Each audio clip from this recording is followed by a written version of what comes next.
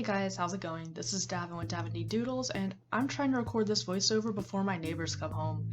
That said, I do want to take a quick second to say happy spring. I hope you're enjoying the wonderful weather. I hope that you have good weather outside, and I hope you're able to join me as we jump into my personal art challenge for March, which is none other than Monster March. There are a few different art challenges going on this month, but I didn't really want to participate in them. I wasn't feeling inspired, and so I figured doing something more creature and monster themed just seemed to fit.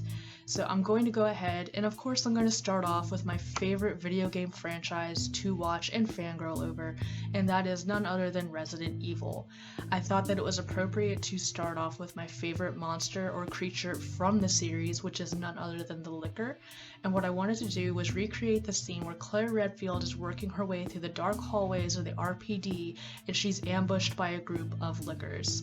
This was extremely difficult for me to do, so I hope that you were able to enjoy it and see the process, and I will talk more later on why I made some of the decisions I did, but for now let's watch some inking and let's get into the grayscale.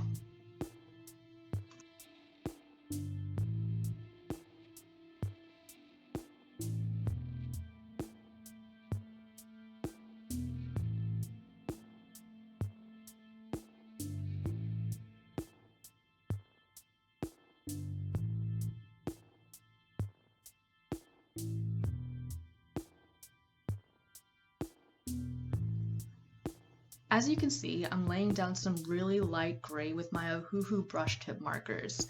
I wasn't originally going to do this piece in grayscale or black and white. That was not my intention at all, but I was sort of challenged by my husband to really push myself and try and venture outside of my comfort zone and go back to a black and white grayscale idea for it.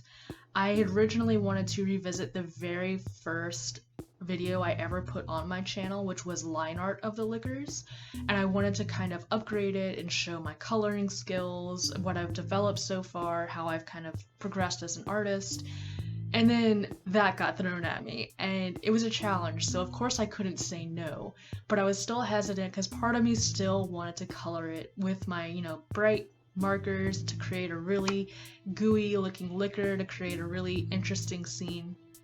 And when I put on my Facebook whether or not you wanted to see my next picture in black and white, or if you wanted it in color, everybody with an astounding landslide said black and white.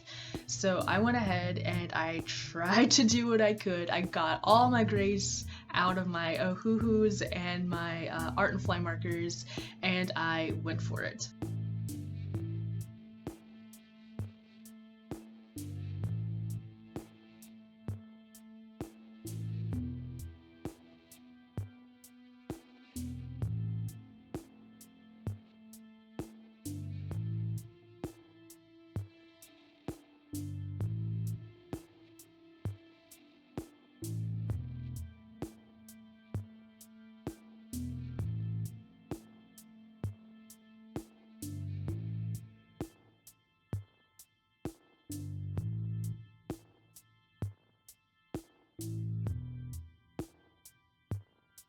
One of the things I noticed when I was starting to do this was that the paper was starting to fight me again.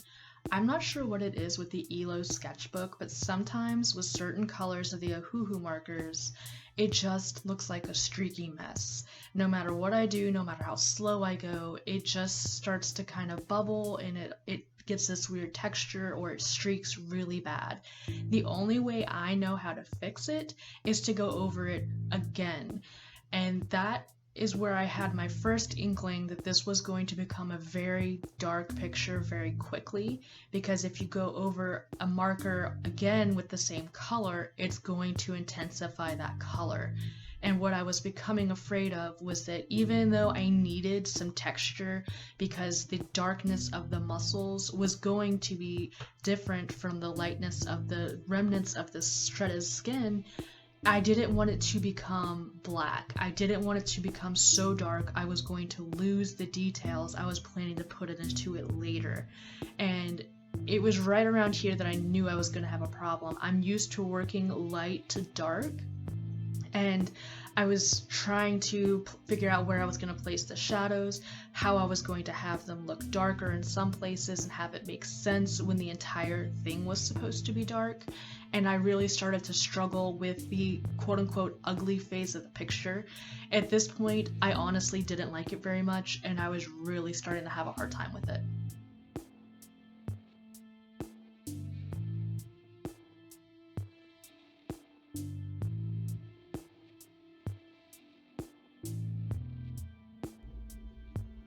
But as supportive husbands do, Anthony convinced me that it actually looked okay.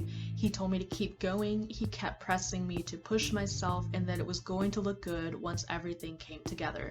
Sometimes I do need to hear that, and other times it's just really frustrating, and this was one of those times that it honestly kind of frustrated me a little bit because I wasn't seeing the same vision he was. But I kept going and I kept pushing myself.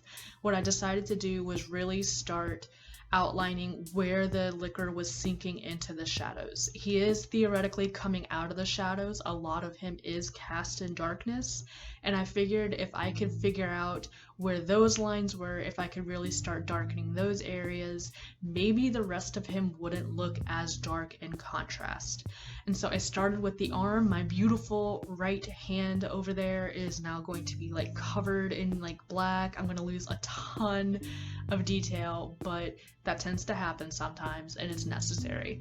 So I started there. I started really trying to place shadows to kind of show that he's bending forward, he's reaching back with his hand, so that's also in shadow.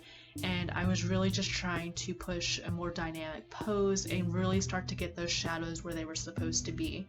And I also think I should probably have a counter somewhere in this video of how often I'm going to end up saying shadow.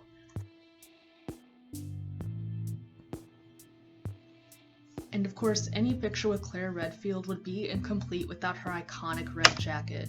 Going into this, even when people were asking me for grayscale or black and white, I knew she was going to have her red jacket.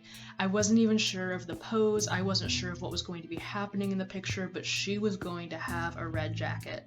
And so when I finally started coloring her, I decided what I would do is instead of going with the brighter red jacket she tends to have in the game, I was going to use a darker red. I figured she is in a dark room, or like a dark hallway, I believe, and having a darker red would not only make sense with the lighting, but it would also not be quite as much of a contrast with the rest of the picture.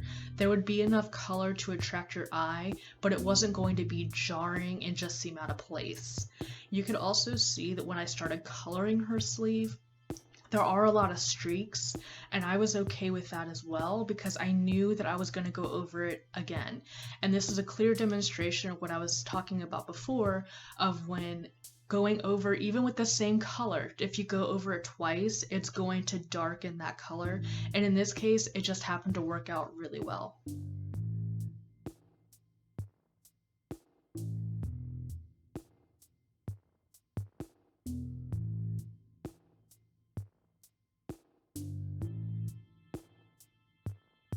And from here, all of the hard work has really been done. The base colors, everything has been blocked in for the liquor as well as Claire. Most of the detail work on them has been done. The only thing left is really fine details, but eventually I did have to start on the background. It was basically just abusing every poor gray marker I had that was really dark and trying to kind of scrub it in. Looking back on it, I kind of wish I had some ink to use, or maybe some paint would have been a better choice, but I figured I had done everything with markers so far, so I would just use the markers I have and do the background. Well, it's just it's a gray background, that's what it is. So basically I tried to blend in some of the lighter gray immediately around the liquor, and I wanted it to be a little lighter there because I didn't want the liquor to fall completely into darkness. But additionally, I wanted to kind of give a feeling of like depth in the room. The further away something is, like the borders of the picture, the darker that area was really going to be.